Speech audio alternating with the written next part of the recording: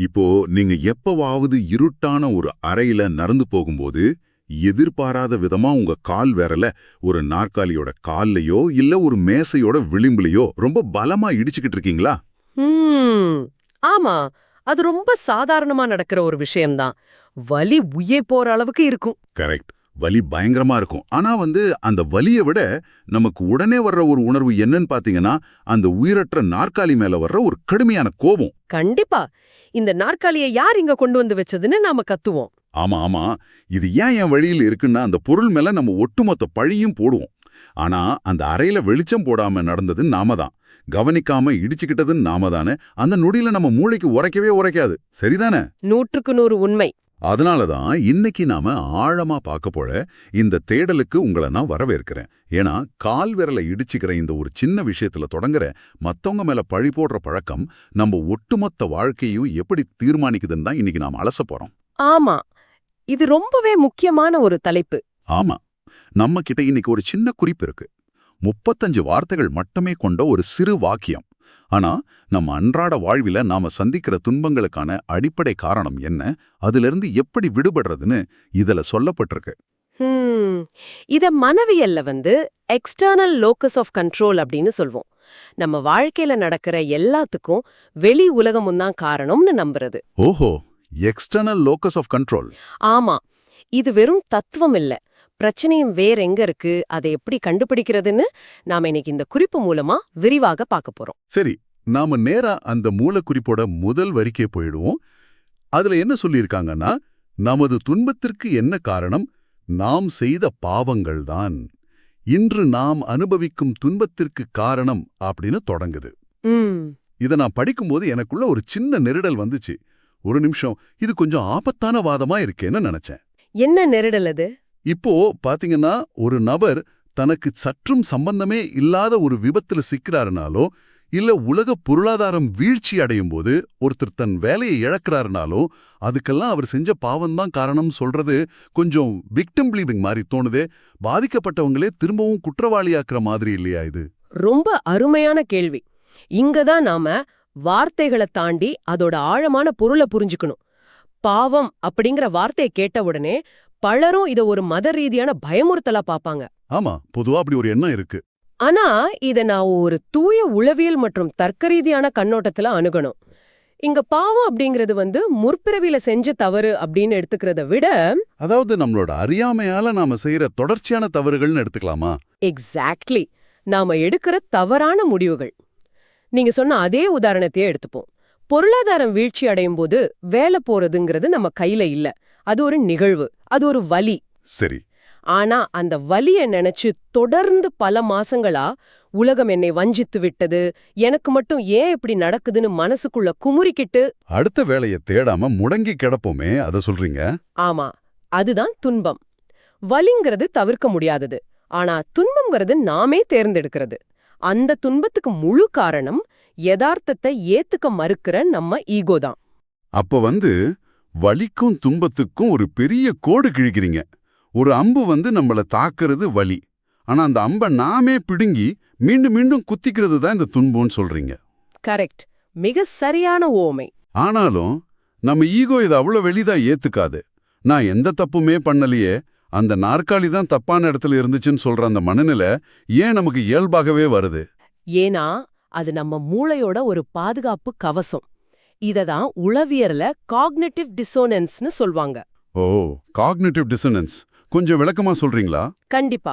அதாவது, நான் ஒரு அறிவாளி, நான் பொறுப்பானவன்னு ஒரு பிம்பத்தை ஒவ்வொருத்தரும் தங்களுக்குள்ள வச்சிருக்கோம்.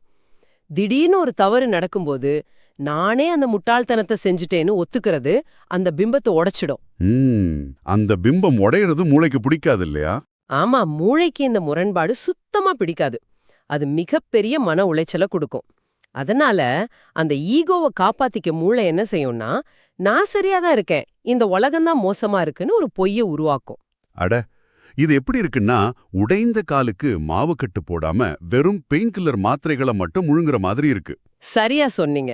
மாத்திரை வலிய மறைக்கும், ஆனா உள்ள உடைந்த எலும்பு தவறான கோணத்துல குடிக்கிட்டு இருக்கும். காலம் செல்ல செல்ல நம்ம நிரந்தரமா முடங்கி போயிடுவோம். மத்தவங்க மேல பழி போடுறதும் இப்படிப்பட்ட ஒரு ஆபத்தான பெயின் கில்லர் தான் இல்லையா? 100க்கு 100 உண்மை. மத்தவங்க மேல பழி போடுறது அந்த நேரத்துக்கு உங்கள குற்ற உணர்ச்சியிலிருந்து தப்பிக்க வைக்கலாம். ஆனா நீண்ட கால அடிப்படையில அது உங்க வாழ்க்கையை முடக்கிடும். ஏன்னா பிரச்சனை வெளியே இருக்குன்னு நம்புற வரைக்கும் புரிஞ்சிட்டோன்னு சொல்றது ரொம்ப சுலபம். ஆமா, அது ரொம்ப ஈஸி. ஆனா அப்படிப்பட்ட ஒரு மோசமான உறவுல நான் ஏன் இத்தனை வருஷங்களா இருந்தேன்? என் சுயமரியாதையை விட அந்த உறவு எனக்கு ஏன் பெருசா தெரிஞ்சது? நான் எங்க பயந்தேன்னு நம்மள நாமே கேட்டுக்கிறது ரொம்ப கஷ்டம். பாத்தீங்கன்னா இதுதான் அந்த மூலக்குறிப்பு சொல்ற பாவம் அல்லது தவறு, சரியா? ஆமா, நம்ம தற்போதைய நிலைக்கு நம்ம கடந்த கால தவறுகளே காரணம்னு ஆழமா உணரும்போது மட்டும்தான் அந்த உடைஞ்ச எலும்பை சரியான இடத்துல வச்சு அழுத்த முடியும். அது அந்த நொடியில உயிர் போற அளவுக்கு வலிக்கும். ஆனா அதுதான் நிரந்தர தீர்வின் முதல் படி. இது உண்மையிலேயே பலருடைய சிந்தனையை தூண்டுற ஒரு விஷயம். பிரச்சனையின் காரணம் நான் இல்லைன்னு சொல்லும்போது நாம ஒரு பலிக்கடாவா மாறுறோம். காரணம் நானேன்னு ஏத்துக்கும்போது நாம பொறுப்பாளரா மாறுறோம். சரி, இப்போ நாம மூலக்குறிப்புல உள்ள அடுத்த முக்கியமான கட்டத்துக்கு போவோம். சரி, போலாம். அதுல என்ன சொல்றாங்கன்னா, என்பதை தாங்கள் உணர்ந்து விட்டால் அதன் பின் உங்களுக்கு பல மாற்றங்கள் நடக்கும் அப்படின்னு அந்த வரி சொல்லுது. இங்கதான் எனக்கு ஒரு பெரிய லாஜிக் இடிக்குது. என்ன லாஜிக் அது? இல்ல, வெறுமனே உணர்ந்து கொள்வது எப்படி இத்தனை மாற்றங்களை ஏற்படுத்தும்? ஒரு தவறு செஞ்சுட்டேன், அதனாலதான் எனக்கு இன்னைக்கு இந்த கஷ்டம் வந்திருக்குன்னு எனக்கு புரிஞ்சிச்சுன்னு வச்சுப்போம். அந்த புரிதல் மட்டுமே எப்படி என் பேங்க் பேலன்ஸ் அதிகமாக்கும், இல்ல முறிந்த உறவை எப்படி ஒட்ட வைக்கும்? இருட்டான அறையில தடுமாறுற ஒருத்தன் சுவிட்சை கண்டுபிடிச்சு விளக்க போடுற மாதிரி வெறுமனே ஆமா என் தப்புதான் ஒத்துக்கிறது எப்படி வாழ்க்கைய மாத்திரும்? இங்கதான் பாத்தீங்கன்னா மாற்றம் அப்படிங்கிற வார்த்தைய நாம எப்படி புரிஞ்சுக்கிறோங்கிறது முக்கியம். மாற்றங்கிறது முதல்ல வெளி உலகத்துல நடக்கிறது இல்ல. அது நமக்குள்ள நம்ம மூளையோட நரம்பியல் அமைப்பிலேயே நடக்குது. ஓ, வெளியில இல்லாம உள்ளுக்குள்ள நடக்குதுங்கறீங்க? ஆமா, நான் முதல்ல சொன்ன அந்த எக்ஸ்டர்னல் லோக்கஸ் ஆஃப் கண்ட்ரோல் மனநிலையில இருந்து இன்டர்னல் லோக்கஸ் ஆஃப் கண்ட்ரோல் மனநிலைக்கு நீங்க மாறுறீங்க. அதாவது நம்ம வாழ்க்கையோட ஸ்டீரிங் வீல் நம்ம கைக்கே திரும்ப வந்துடுது. எக்ஸாக்ட்லி. நீங்க ஒரு பலிக்கடாவா இருக்கும்போது உங்க மூளையில கார்டிசோல் அப்படிங்கிற மன அழுத்த ஹார்மோன் சுரந்துகிட்டே இருக்கும். நீங்க எப்பவும் ஒருவித பயத்திலையும் தற்காப்பு மனநிலையிலுமே இருப்பீங்க. அதாவது ஒரு பேசஞ்சர் சீட்ல உட்கார்ந்துகிட்டு வண்டியை ஓட்டுபவர் விபத்தை ஏற்படுத்திடுவாரோன்னு பயந்து பயந்து செல்வது போல. ரொம்ப சரியான உவமை. ஆனா எப்போ நீங்க நான் செஞ்சதாலதான் இப்படி நடக்குது, என் செயல்களின் விளைவே என் வாழ்க்கைன்னு உணர்றீங்களோ அந்த நொடியில என்ன ஆகும்? அந்த நொடியில உங்க மூளையோட ப்ரீஃப்ரண்டல் கார்டெக்ஸ் ஏற்படத் தொடங்கும். பல வருஷங்களா நீங்க சுமந்துகிட்டு இருந்த தேவையற்ற கோபம், உலகம் ஒரு அநீதியான இடம்ங்கிற விரக்தி எல்லாம் மாயமா மறைஞ்சிடும். ஏன்னா கோபம் அப்படிங்கிறது எப்பவுமே கையறு நிலையின் வெளிப்பாடுதான். தவற உணரும் அந்த நொடியில உங்க கையறு நிலை முடிவுக்கு வருது. வாவ், கோபம்ங்கிறது கையறு நிலையின் வெளிப்பாடு. இதை நான் இப்படி புரிஞ்சுக்கலாமா? எனக்கு ஒரு பிரச்சனையை எப்படி தீர்க்கிறதுன்னு தெரியாதப்பதான் நான் கத்துறேன், கோவப்படுறேன். ஆமா, சரியா சொன்னீங்க. ஆனா இந்த நிலைமைக்கு நான் தான் காரணம்னு பொறுப்பை எடுத்துக்கிட்டா, ஓஹோ நானே இதை உருவாக்கினேன் அப்படின்னா என்னால இதை சரி செய்யவும் முடியும்னு ஒரு அப்பரிமிதமான தன்னம்பிக்கை பிறக்குது. அந்த தன்னம்பிக்கை வரும்போது கோபம் காணாம போயிடுது. இது ஒரு மிகப்பெரிய சைக்கலாஜிக்கல் ஷிஃப்ட் இல்லையா? கண்டிப்பா. அந்த தெளிவு பிறக்கும்போது உங்க ஆற்றல் வீணாவது முழுமையா தடுக்கப்படுது. வேலை போன ஒரு நபர் உலகத்தை திட்டுறதுக்கு தன் சக்திய வீணாக்காம தன் திறமைகளை எப்படி வளர்த்துக்கலாம், ரெஸ்யூமை எப்படி மேம்படுத்தலான்னு தன் முழு கவனத்தையும் செலுத்துவார். இததான் குறிப்பு பல மாற்றங்கள் நடக்கும்னு ரொம்ப எளிமையா சொல்லுது. ஆமா, நீங்க எடுக்கிற ஒவ்வொரு முடிவும் விழிப்புணர்வோட இருக்கும். இன்னைக்கு நாம செய்யற சின்ன செயலே நாளைக்கு மிகப்பெரிய விளைவுன்னு ஆழமா புரிஞ்சிடுறதால வாழ்க்கையின் தரம் தானாகவே உயரத் தொடங்கும். அப்போ அந்த உணர்தல்ங்கிறது ஏதோ ஒரு மேஜிக் போல வெளியுலக மாத்துறதில்ல, அது உங்களா மாத்துது. நீங்க வெளியுலக கையாள்ற விதத்தை மாத்துது. கரெக்ட். மிக சிறப்பான விளக்கம். சரி, இதோட அந்த மூலக்குறிப்பு முடிஞ்சிரலையே, அது இன்னும் ஒரு படி மேல போய் நம்ம ஒட்டுமொத்த பார்வையும் தலைகீழா புரட்டி போடுற ஒரு விஷயத்த சொல்லுது. அந்த இறுதி வரிகள். ஆமா, அந்த இறுதி வரிகளை கவனிங்க. மன அமைதியுடன் வாழ்வீர்கள், செய்த தவறை நமக்கு உணர்த்தவே இந்த அனைத்து துன்பங்களும். இதுதான் என்ன குழப்புற அடுத்த மிகப்பெரிய முரண்பாடு. இது பாத்தீங்கன்னா ஒரு முரண்பாடு போல தோணலாம். ஆனா இதுதான் இந்த ஒட்டுமொத்த தேடலோட ஆன்மாவே. வழிகளும் துன்பங்களும் எப்படிங்க அமைதியை தரும்? நாம மனுஷங்களா பிறந்ததுல இருந்து துன்பம்ங்கிறது நம்ம பரம எதிரின்னு தானே பழகிருக்கோம். ஆமா, பொதுவா அப்படிதான் நினைப்போம். துன்பம் வந்தாலே நிம்மதி போகுதுன்னு புலம்புறோம். ஆனா இந்த குறிப்பு என்னடாவென்றால் துன்பம் தான் அமைதியை தரும், அது ஒரு தூதுவன்னு சொல்லுது. கசப்பான மருந்து நோயை குணப்படுத்துறது போல இந்த துன்பங்கள் நம்ம அறியாமையை குணப்படுத்துற மருந்தா? இது நாம ஒரு மிக எளிமையான உதாரணத்தோட பொருத்தி பார்க்கலாம். நீங்க அதிகாலையில எந்திரிக்கிறதுக்காக ஒரு அலாரம் வச்சு தூங்குறீங்கன்னு கற்பனை செஞ்சு பாருங்க. சரி. காலை 5 மணிக்கு அலாரம் மிக சத்தமா அடிக்குது. அந்த சத்தம் உங்களுக்கு எரிச்சல் ஊட்டுது, உங்க இனிமையான தூக்கத்தை கெடுக்குது. உண்மையே சொல்லப்போனா அந்த நொடியில அது உங்களுக்கு ஒரு துன்பத்தை தான் தருது. ஆனா அந்த அலாரத்தோட உண்மையான நோக்கம் உங்களை துன்புறுத்துறதா? நிச்சயம் இல்லையே. என்ன முழிக்க செய்யறது, நான் முந்தின நாள் முடிவு செஞ்ச ஒரு வேலையை செய்ய எனக்கு உதவுறது தான் அதோட நோக்கம். அப்படிதான் பாத்தீங்கன்னா வாழ்க்கையில வர துன்பங்களும். உடல் ரீதியான ஒரு வலி எடுத்துக்குவோம். நீங்க தெரியாம ஒரு சூடான பாத்திரத்துல கை வச்சிடுறீங்க. சுட்ட உடனே கையை எரியும், பயங்கரமான வலி இருக்கும். ஆமா. ஆனா அந்த வலி அங்க இல்லன்னா என்ன நடக்கும்? உங்க கை முழுமையா எரிஞ்சு கருகி போற வரைக்கும் உங்களுக்கு தெரியாது இல்லையா? அந்த வலி ஒரு தண்டனை அல்ல. அது உங்க கைய காப்பாற்றும் மூளை அடிக்கும் எச்சரிக்கை மணி. அட ஆமா. உடல் ரீதியான வலி எப்படி நம்ம உடலை காப்பாத்துதோ அதே போலத்தான் உணர்வு ரீதியான துன்பமும் பிரச்சனைகளும் நம்ம வாழ்க்கைய காப்பாத்த வர்ற எச்சரிக்கை மணிகள். செய்த தவறை நமக்கு உணர்த்தவே துன்பங்கள் வருகின்றன அப்படின்னு மூலக்குறிப்பு இதுதான் ஆணித்தரமா சொல்லுது. ஓ, நீங்க சொல்றத கேட்கும்போது எனக்கு ஒரு விஷயம் ரொம்ப தெளிவா புரியுது. ஒரு தவறை நாம செய்றோம், அந்த தவறுக்கான விளைவா ஒரு துன்பம் வருது. அந்த துன்பம் நம்மள அழிக்க வரல, மாறாக நீ தவறான பாதையில போற, விழித்துக்கொள், உன்னை மாற்றிக்கொள்னு கத்துது. மிகச்சரியா புரிஞ்சுக்கிட்டீங்க. நாம பாடத்தை கத்துக்க மறுக்கிற வரைக்கும், அதாவது அந்த அலாரத்தை நாம தள்ளி போடுற வரைக்கும், ஸ்னூஸ் பட்டனை அழுத்துற வரைக்கும். எக்ஸாக்ட்லி, அந்த துன்பம் வெவ்வேறு வடிவங்கள்ல நம்மள துரத்திக்கிட்டே இருக்கும். நீங்க கவனிச்சிருக்கீங்களா? சிலர் அடுத்தடுத்த வேலைகளை மாத்துவாங்க, ஆனா எல்லா இடங்கள்லயும் ஒரே மாதிரியான பிரச்சனைகளை சந்திப்பாங்க. ஆமா, பாத்திருக்கேன். சிலர் அடுத்தடுத்த பல உறவுகள்ல இருப்பாங்க, ஆனா எல்லா உறவுகளும் ஒரே மாதிரியான கசப்போட முடியும். ஏன்னு தெரியுமா? ஏன்னா அவங்க அந்த அலாரத்தை அணைக்கல. அலாரத்தின் சத்தத்தை கேட்டு எரிச்சல் அடைஞ்சு நாற்காலியை திட்டுனத போல முதலாளியோ அல்லது பார்ட்னரையோ குறை சொல்றாங்க. ஆனா தங்களுக்குள்ள என்ன தவறு இருக்குங்கிற அந்த பாடத்தை கத்துக்க மறுக்கறாங்க. ஆமா.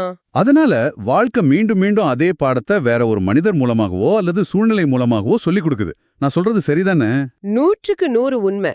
என்றைக்கு நீங்க ஆமா இது ஏன் தவறுதான், நான் இதுல இருந்து என்ன கத்துக்கணும், நான் அந்த துன்பத்தை நேருக்கு நேர் எதிர்கொண்டு ஈகோவை ஓரம் கட்டிட்டு அதோட பாடத்தை உணர்றீங்களோ அன்றைக்கே அந்த துன்பத்தோட வேலை முடிஞ்சிடுது. வாவ்! பாடம் கத்துக்கிட்ட பிறகு அந்த ஆசிரியருக்கு, அதாவது அந்த துன்பத்துக்கு நம்ம வாழ்வில வேலை இல்ல. ஆமா. அந்த விழிப்புணர்வு வந்த பிறகு எதிர்காலத்துல ஒரு பிரச்சனை வந்தாலும் நீங்க பதற மாட்டீங்க. இது எனக்கு எதை கத்துக் கொடுக்க வந்திருக்குங்கிற ஒரு முதிர்ச்சியான தேட உங்கள்கிட்ட இருக்கும். அந்த முதிர்ச்சி தான், அந்த பயமற்ற தன்மை தான் உண்மையான மன அமைதி. புரியுது. மன அமைதிங்கிறது எந்த பிரச்சனைகளுமே இல்லாத வாழ்க்கையில இல்ல.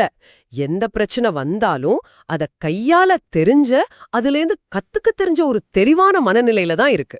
எவ்வளவு ஆழமான சிந்தனை பாத்தீங்களா?